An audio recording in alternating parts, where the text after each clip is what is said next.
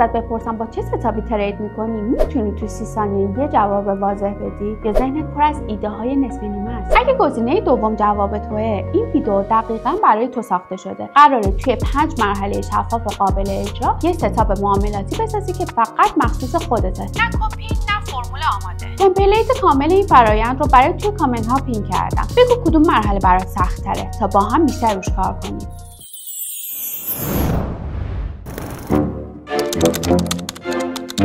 چه سبکی از معامله‌گری بهت میخوره؟ سریع تصمیم میگیری یا اهل صبوری و تحلیل بیشتری؟ با نوسان بازار راحتی یا خیلی زود تحت فشار میری؟ دلت میخواد در روز چندین بار معامله کنی یا ترجیح میدی منتظر یه موقعیت مطمئن بمونی؟ اینا سوالایی نیستن که صرفا برای کنجکاوی باشن. اینا پایه طراحی ستاپ تو هستن. چون ستاپ معاملاتی از چارت شروع نمیشه، از شناخت خودت شروع میشه. مثلا امیر رو در نظر بگی، تازه کار بود و عاشق هیجان. سراغ اسکپ روی تایم فریم‌های خیلی پایین رفت. تو فکر می‌کردی سریع‌ترین راه به موفقیت، ولی بعد از چند ترید دچار استرس شدید شد. تمرکزش از بین رفت و تصمیم‌های اشتباهی می‌گرفت. دلیلش این نبود که سبک اسکپ بد بود. مشکل این بود که اون سبک با شخصیت و روان امیر هماهنگ نبود. اینجاست که خیلی‌ها اشتباه می‌کنن. چون یه سبک محبوبه یا یه نفر معروف با اون کار می‌کنه، خیلی‌ها فکر می‌کنن که برای اونها هم جواب میده. اما ستاپ واقعی باید دقیقاً با نوع تصمیم‌گیری‌ها و ظرفیت روانی خودت همراستا باشه. پس قبل از هر چیز مشخص کن به کدوم دسته نزدیک‌تری. سریع، آهسته، محتاط یا تهاجمی. وقتی این رو بفهمی، پایه ستاپی رو ساختی که میتونی واقعا بهش پایبند بمونی، نه چیزی که وسط مسیر ازش دل زده شی یا زیرش بزنی.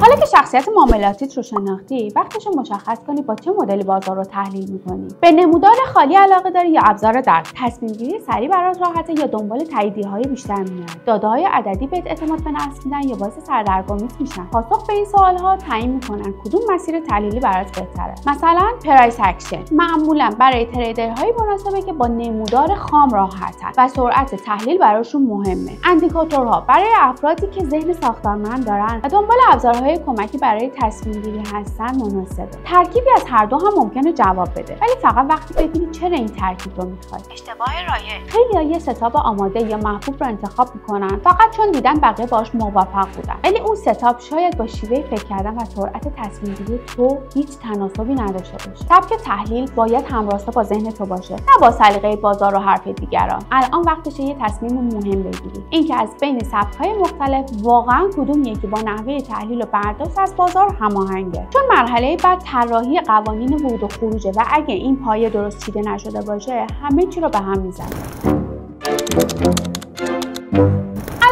وارد بخش عملی ستاپ بشی. کی وارد معامله بشی، کی خارج بشی و چطور مدیریت ریسک انجام بدی. ستاپ حرفه‌ای یعنی ورود و خروج بر اساس قانون، نه احساس یا حدس. یعنی دقیقاً باید بدونی چه شرایطی باید روی چارت باشه تا وارد شی. حد ضرر رو کجا بذاری، تارگت ها تو چطور تعریف کنی و اینکه چه موقع معامله رو رها کنی چون شرایط برقرار نیست. مثلا ورود فقط زمانی که کندل تایید در ناحیه حمایتی ظاهر بشه. حد ضرر کمی پایین‌تر از ناحیه، نه دقیق پشت کندل. تارگت اول با نسبت ریسک به ریوارد 1:2. این یعنی تصمیم گیری بر اساس معیار مشخص، نه به نظرم الان وقتشه. وقتی چارچوب نداری هر روز با یه احساس وارد میشی، ولی با داشتن قانون حتی اگه ضرر هم بدی میدونی چرا و کجا اشتباه کردی. ستاپ نباید پیچیده باشه، ولی باید واضح باشه. اگه هر بار باید فکر کنی الان خوبه یا نه، یعنی هنوز قانون‌ها کافی نیستن. تو مرحله بعد می‌خوایم همین قوانین رو تست کنیم تا ببینیم توی عمل هم جواب میدن یا نه.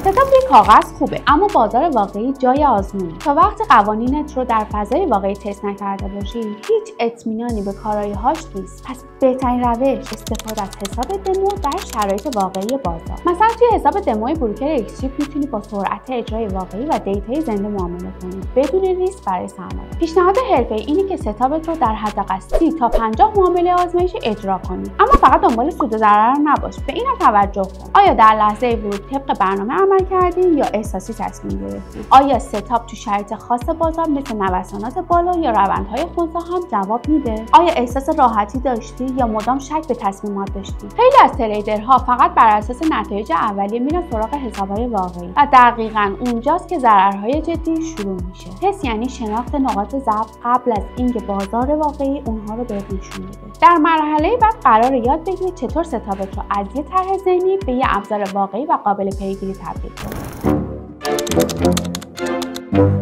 اگه تا اینجا ستاپت رو ساختی، تست کردی و دونستی که جواب میده، وقتشه تبدیلش کنی به یه ابزار دائمی. ستاپ حرفه‌ای فقط زمانی قابل اعتماد میشه که مکتوب شده باشه. فقط وقتی توی ذهنته هر بار ممکنه یه چیزی کم یا زیاد شه، ولی وقتی مستندش میکنی، تبدیلش میکنی به یه سند شخصی که همیشه بهش برمیگردی. توی این سند باید دقیق بنویسی شرایط ورود به معامله، محل حد ضرر، تارگت ها، تایم فریم ها و حتی زمانهایی که نباید وارد بازار بشی. این دفترچه معاملاتی اختصاصی تو قبل از هر ترید بهش یه نگاهی بنداز، نه برای اینکه شک داری، برای اینکه تمرکزت برگرده به قواعد. خیلی از تریدرها دقیقاً این مرحله رو نادیده میگیرن و بعد از چند ضرر میگن ستاپم کار نکرد، در حالی که مشکل در اجراست نه در طراحی. ثبت و پایبندی یعنی تبدیل یک طرح اولیه به یک سیستم واقعی تکرارپذیر و قابل ارزیابی. الان دیگه همه چیز دست توه. تو این ویدیو گام به گام یه ستاپ اختصاصی ساختی. از شناخت خودت شروع کردی، سبک تحلیلی مناسب رو پیدا کردی، قوانین ورود و خروج رو نوشتی، تستش کردی و حالا یه ابزار مکتوب داری که میتونی بهش متعهد بمونی. ولی یه نکته هست که نمیشه ازش گذشت. بازار 2025 جایی برای تریدرهای بدون سیستم نداره. حتی حرفه‌ای ها هم اگه ستاپ نداشته باشن توی این نوسانات نابود میشن. یه تمپلیت کامل و حرفه‌ای برای طراحی همین 5 مرحله رو برای توی کامنت ها پین کردم. بیا ببین کدوم بخشش برای تو چالشی تره و چرا. جوابت میتونه به بقیه هم کمک کنه که مسیرشون رو بهتر بشناسن. این فقط یه تمرین نیست، این آغاز ساختن سیستمیه که بتونی بالاخره بهش اعتماد کنی.